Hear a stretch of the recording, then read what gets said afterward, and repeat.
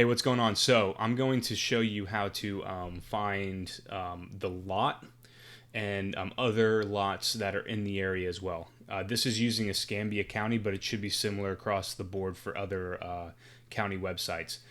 So when you get into the lead and you open the Zillow link, you can get to it one of two ways, all right? You can get through it through Zillow, which I'll show you, and then you can also get through it through the county website, which is just going to escpa.org, real estate search, and then typing in the address here, okay? So I'm just going to go through Zillow here. So if you didn't know this, down to Zillow, price, tax history, and county website. This is the only county out of Okaloosa and Santa Rosa that will pull up the direct seller card. Keep that in mind.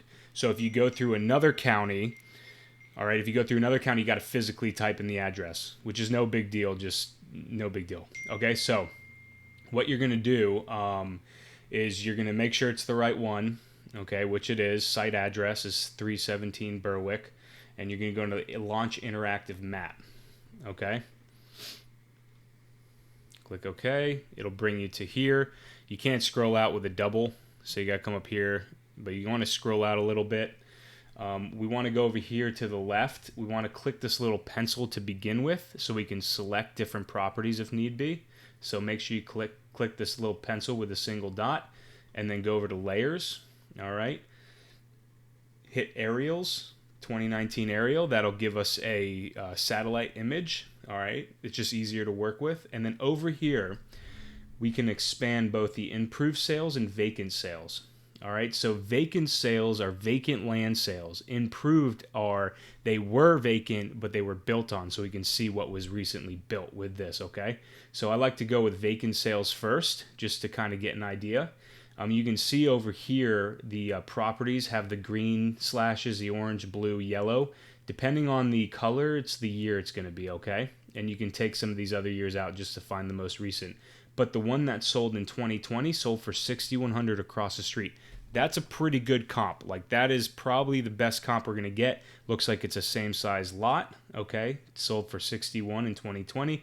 We can even go as deep as clicking on it, clicking the little account number here, all right, and figuring out who bought it. Looks like 5T Wealth Partners bought it. We can go a little deeper even in that, and we can see if we can get them. We could basically skip trace them, but I can show that in another video how to get that information.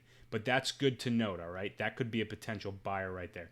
This is another technique you could do with just about any property using the county, finding other sales in the area and figuring out who bought it and reaching out to them and seeing if they'd want to buy this said property. But for the meantime, all right, this is our property here. Okay. I want to zoom out a little bit more. All right. Notice how, like, there's somewhat of a main road here. There's definitely an interstate road here and a main road here.